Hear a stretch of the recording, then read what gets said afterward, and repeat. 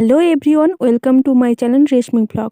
আজকে আমার এই মিনি ব্লগে তোমাদের সঙ্গে শেয়ার করব আমাদের কলেজের কালচারাল প্রোগ্রাম। আর এই প্রোগ্রামে আমি অংশগ্রহণ করেছিলাম রবীন্দ্রনৃত্যে।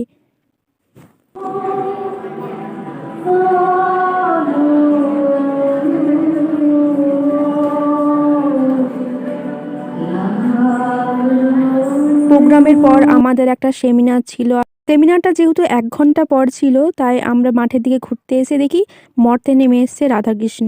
এরই মধ্যে গেলাম গার্লস হোস্টেলে, কলেজের পাশেই যেটি ছিল সেখানে গিয়ে আমি ড্রেস চেঞ্জ করলাম ছবির রুমে। আর এত সুন্দর করে আমাকে সাজিয়ে দিয়েছিল ছবি, তা থ্যাংক ইউ ছবি এত সুন্দর করে আমাকে সাজিয়ে তোলার।